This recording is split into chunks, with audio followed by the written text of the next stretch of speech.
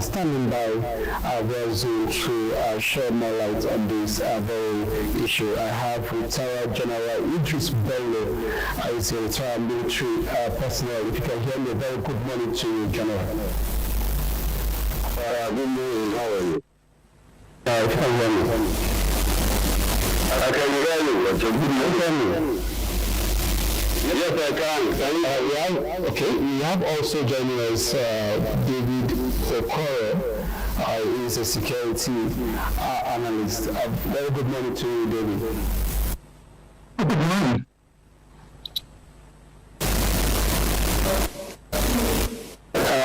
We're still trying to get General Idris on the line, but if you can hear me clearly, Dr. David Okoro. Okay, that's General Idris, retired. Very good morning to you. Can you hear me? Yes, I can hear you. Good morning. It seems to be having an audio challenge there. I can't really hear General Idris and Dr. Okoro. Let me go back to Dr. Okoro. If you can hear me this morning. Can you hear me? I can hear you. I'm hearing you.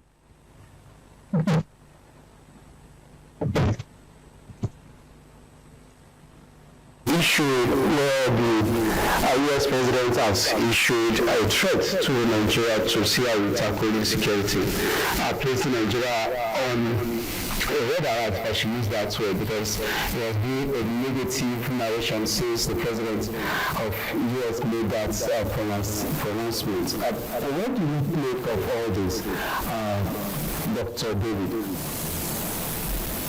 Well, I thank you for having me. This is an issue that has generated global attention because of the person the threats are coming from. He's more evident. And the fact that for a long time Nigeria has become a case of Nigeria as a place where there is insecurity. And the new dimension that have been added to, apart from designating Nigeria as a country of particular concern to the US, which has far-reaching implications. The addition that America was going to come to Nigeria will go blazing. And in fact, the president giving directive to the new Department of War to say, get ready, we might need to get into Nigeria. It's a concerning situation. But then I want to say that Trump has used the word genocide. Genocide is a high, it's an extreme word to use in the circumstance. There are characteristics of before you declare something or an action of genocide, there are characteristics. So if you ask me whether the word genocide properly describes the situation in the local part of Nigeria as it relates to the killing of Christians, I think it's a bit extreme. But that is not to remove from the fact that we have a consistent killing of Christians in northern Nigeria for a long time. 2009 to this time, there have been escalation. People are killed. People are killed in large, and I know. Go ahead. You can hear you. Go ahead. Okay, so people are killed in large numbers. Christians, women are killed in large numbers. People are burnt in their sleep in large numbers. I mean, so when you see that a country like the US are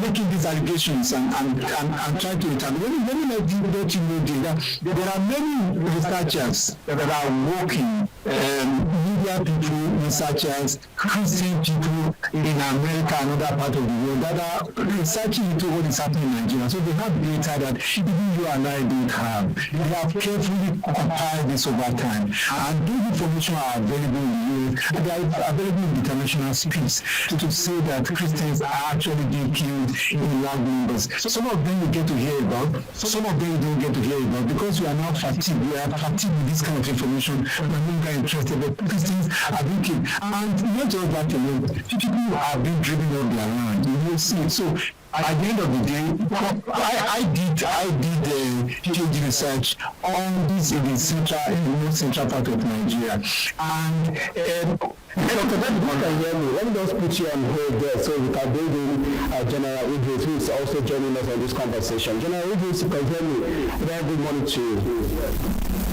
Yes, I can hear you. Good morning. Let's continue the conversation with you. You have been in the military for quite some time. Thoughts like this, I don't know what it means to a sovereignty of such a country like Nigeria. Can you just give us your own take on this? Well, thank you for having me.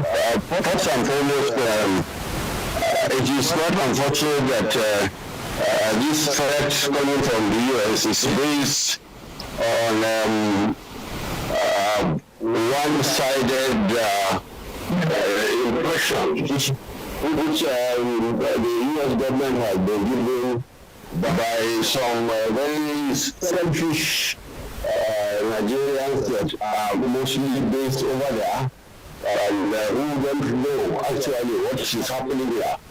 There are more Muslims that have been killed in the present situation we are having of insecurity. And so it's very unfair and disappointing for Nigerian citizens to go out to countries like America and spread false belief based on which this decision or this threat emanated. And if you look at it another way, the U.S. is in no moral grounds to accuse any nation of being genocidal, particularly religiously. The same U.S. that has supported Israel in continuously massacring Muslim Palestinians and the Lebanese and the Libyans and the Iraqis and so on. And so there is no reason why there should have been this threat at all. But most especially our own citizens, some of whom even released a letter celebrating this issue on social media. Very disappointing, and this is like a sabotage of their mission. And they're trying to bring in chaos and destroy this nation, and this is quite unfortunate. This threat is so unfounded, based on lies, and the American government should be very, very careful, and they should try to investigate the true situation before issuing such unnecessary threats. Chairman of Northern Can, Reverend Joseph Yahab, is standing by from Kaduna to join this conversation with you.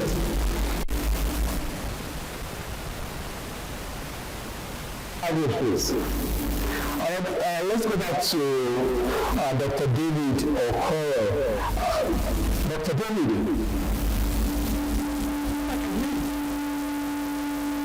Dr. David, and if you can hear me, let's get Dr. David on the line. Fine.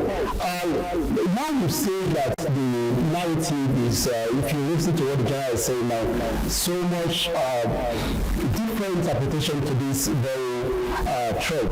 Most Nigerians are saying that why must we wait until the U.S. makes such a threat? Could it be that the security apparatus in Nigeria has not really done their best? Is there only a genocide or just a genocide? I beg your pardon, but are we just like the Minister of Information said recently that the U.S. lawmakers are being filled with wrong data from Nigeria as regards the issue of killing? Where did we get it from? Is it in terms of tackling our security ourselves, or we just give the international community wrong information about what is happening in the country? what I would really say is, if you say that they are, like I said, there is no genocide. You can't describe what is happening in Nigeria as genocide, but there are killings. So if somebody comes and says, okay, there are no killings in Nigeria, and on the other side, the Americans and others have data, they have evidence that they put before you. How do you describe that? So what I would think that what Nigeria should be doing is to provide the alternative narrative. If you say there are no killings and then somebody is showing you this is the evidence we have, you should then be able to say, look, this is the counter evidence we have as Nigeria. The question is not, for me, the question is not what Trump is saying, but that the fact that Trump is bringing the truth, so that Trump is bringing to the fore the situation we have always had. There are killings in the plateau, even T21, there are killings in the plateau, there are killings in Taraba, there are killings in Benue, there are killings in Nasarawa, and in most cases, these killings are Christians. I agree with you from our own studies to that Muslims are being killed, but the preponderance of Christians, because somebody comes and says, oh, more Muslims are being killed than Christians, then give us the evidence. Right? More Christians are being killed than Muslims, give us evidence. So in this argument, what I think we need is a national understanding that we have a crisis. We have a crisis of insecurity. We have a group that are saying we are targeted. It is to give that group assurance that this government is able to protect them, because what we have seen in a place like Plateau is that under the watch of the military, people are slaughtered. It is documented. Under the watch of the police, people are slaughtered in Benue. Under the watch of the military, in fact, in some of the, I don't think I have the time to show you, but I will relate to the president in 2018 November, where the Air Force actually wiped out a series of villages. When there was a conflict, it was like they took side and one part. There was a conflict between a communal conflict between the Fulani herdsmen and the farmers, and the Air Force eventually wiped out the Christian group and leaving the other group. So there are situations that tend to show you that there are complicities inside of government. This is not a time for us as a nation to begin to argue. It is a time for us to sit down and say, okay, a foreign nation is now trying to intervene in a problem we should have resolved ourselves. What do we do to address these issues? That Christians are being killed in the name, it is a fact. And there are documents to show this. There are facts to show this. There are videos to show this. Let's bring in General Idris at this point. What should the government be doing now? Because we've seen a lot of damage control. So much, as they said, so many, if we listen to some government officials are trying to point the issue beyond what it is. Looking at, like I said earlier, that the U.S. lawmakers, those who raise that issue, are being filled with wrong details about the situation in Nigeria. So what should the government be doing? Should we just sit and cross our hands, or we should be going for dialogue in terms of diplomacy? Well, the issue is that we are supposed to have an American embassy in Nigeria. And it is their responsibility to do a fact-finding mission. They have been on ground continuously for years, so they know the happenings in Nigeria, and they have the statistics. We are also supposed to have an embassy, a Nigerian embassy in the US. So these two institutions are supposed to put their heads together and come up with the correct new situation about the issue of insecurity in all parts of Nigeria. The doctor was mentioning Plateau, Taraba, Benue. What of, for example, Katsina, Sokoto? So are people there being killed, not human beings, and they are not Nigerians, and they are even killed more. The mosque are attacked, and people killed and in mosque are burnt. There are even more victims. The issue in the Plateau, Benue, Southern Kaduna, they are more ethno-religious than religious, because the initial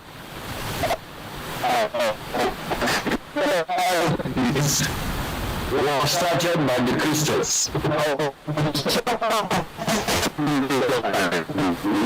And then rescued their cattle. So it's religious, and part of these issues. General Idris, let me get Dr. David's reactions to what should be the way forward. Should we be preparing our military, just like some persons are already saying that we know definitely we don't have that, that should not be on the table. But what should we be doing now? We saw the service chiefs met with the National Security Advisor yesterday, and although essence of that meeting we've not really gotten their feedback yet, but what do you think we should be doing now as a nation? Should we be waiting, or should we go to a round table and begin to discuss how to see how we avert any plan? Because even if you look at the body language of Trump, is not backing up on his words.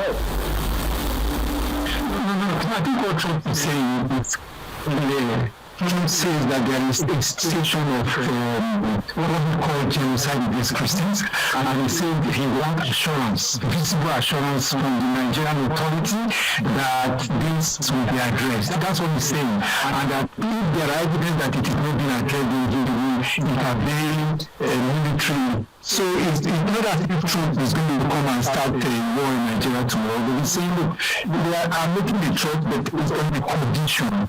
Now, but my confusion and my concern is that rather than Nigeria coming up with an organized response, we are having a cacophony of voices. This man speaks for the president, the minister speaks, all of them rejected.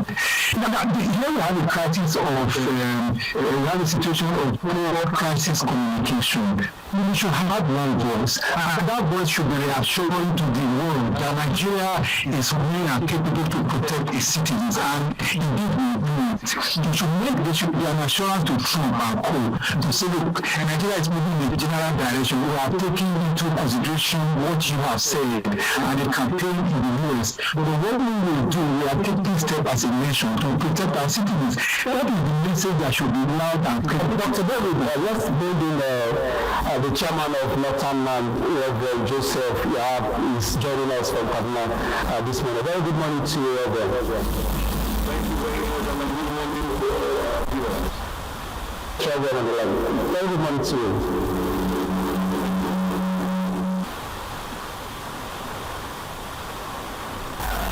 Can you hear me, Reverend Joseph? I can hear you loud and clear. Let's begin with the issue now. I know for quite some time Khan has been on these killings. Will you say that your thoughts, or probably what you've been saying, have been justified by the U.S. government? Because many persons felt that it was the wrong narrative. That's what the U.S. is using to judge the killings in Nigeria. Yeah, thank you once again. I think there is so much confusion in the way we are addressing this matter, and I'm happy with the last speaker who said from government there are too many voices that sometimes you don't know who is correcting what and who is saying what. But let me start on this note. I think I listened to the general, and I cannot even understand that someone will say what he just said. If Boko Haram kill a Christian, are they killing him because he's a Christian, or they are killing him because Boko Haram are just killing people?